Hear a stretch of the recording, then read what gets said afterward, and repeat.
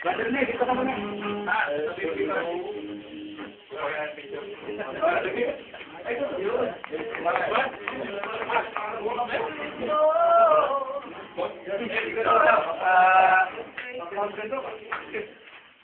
Kilala naman natin si ating mga kapatid, no? This time, tama-tama, magkaroon tayo ng honoring, no? Hindi yung mangyari sa atin to. Hindi yung mangyari sa atin to. So, paikot na lang, ganun. No? Yung mga kung na may camera, kuha na lang ng picture.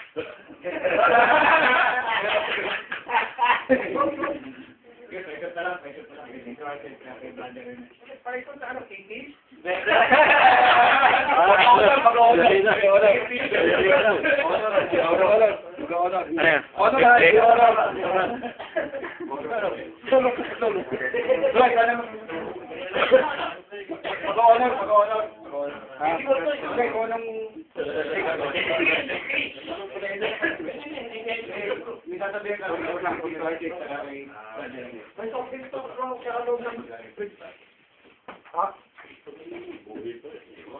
Itong mag-bilis tayo.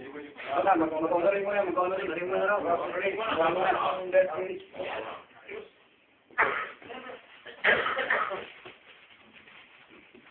ano mo na, yung pinaka-ano yung brother natin,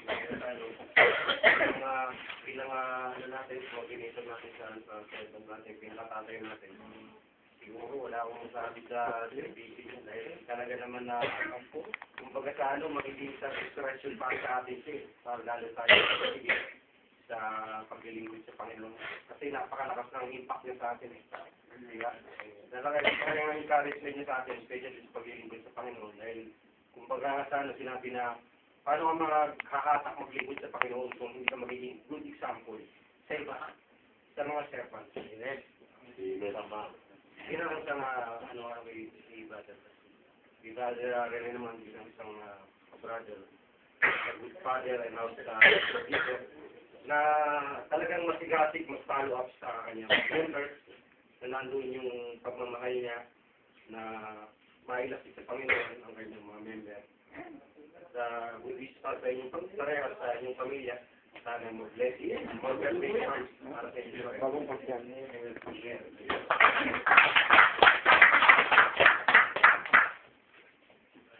Regarding Brother RC, actually I saw Brother RC during our first fellowship na came the last fellowship. And to tell you something, Brother RC, pag nakikita rin sa talagang bless ako.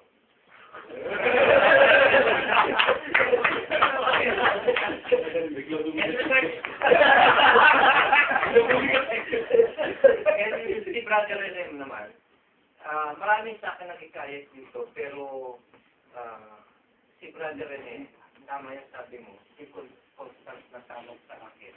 He was really the one who brought me here, dito sa PFC. Meron tao nagdala sa akin, pero he was the one who brought me, nag-matured ako because of Brother Renem. Most of you. Number one.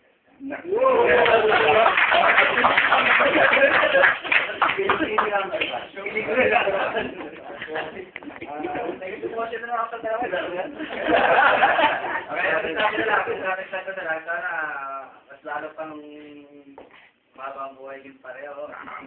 Kasi Brother Arti, sana lalo pang marayas kayong mga pag-itra na matulungan na ibang mag-inspire sa katulad namin na inspire kami niya dahil ingento na mga sana na-update yung mga ginagawa namin. Baga yung namin, yung willingness namin, interest namin na makatulong ngayon dito.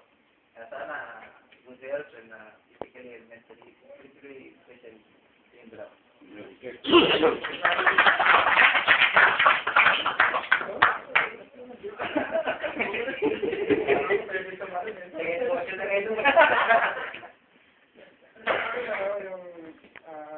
sa inyong dalawa, no?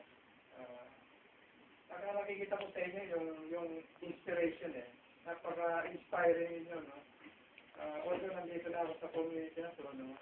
Siyempre, mga times na nagkakaroon din ako ng weakness,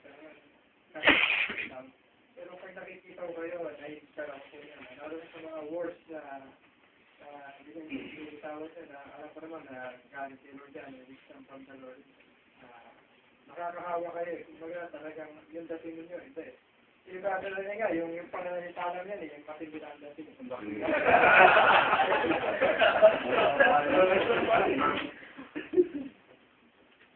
Ano naman, naisip ako si Brother Arsin, naalala ko yung father ko eh.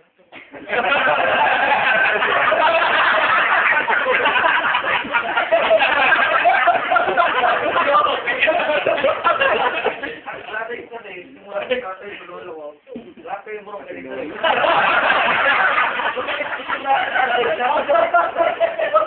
Parang ganito ako sa Pilipinas. Kaya naalala ko bumabalik-balik dahil si Brother Arsin.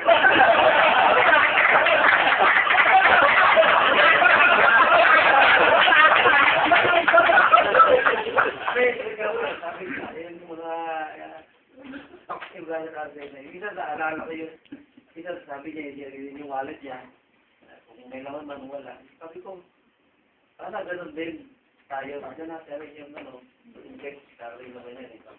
Alam naman ang kailangan natin. Pero, Dad!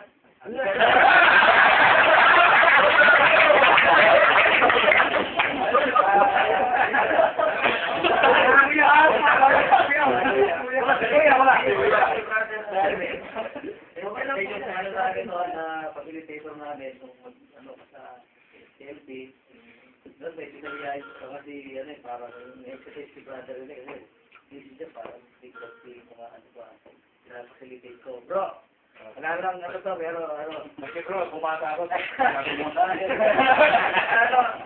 bro, dala niya yung anak niya rito, sa community. So, sabi ko maganda siya nga ngayon po sa Pilipinas na siyempre.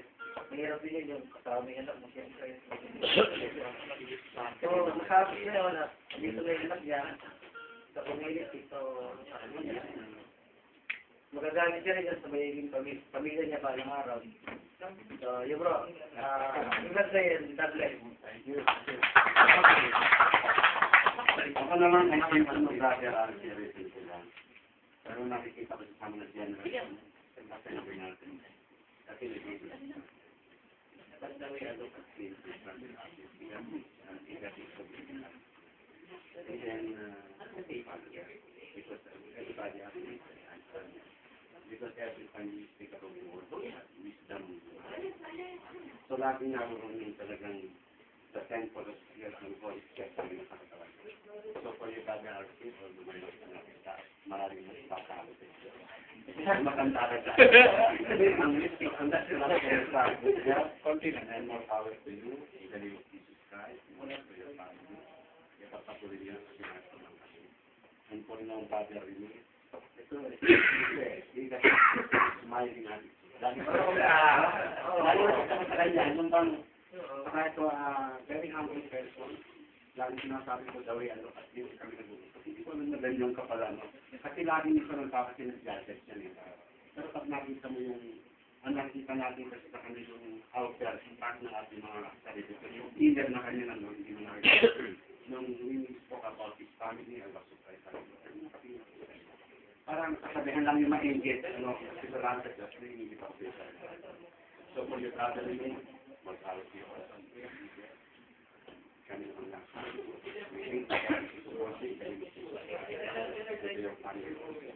I wish you more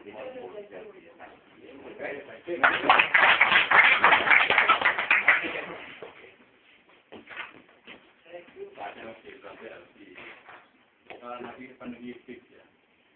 Nakikita ako na nangyagalit sa lumalabas sa video, nangyagalit talaga sa puso niya. Tapos totoo talaga. Makita mo kasi minsan ang taong sa pagtao minsan eh.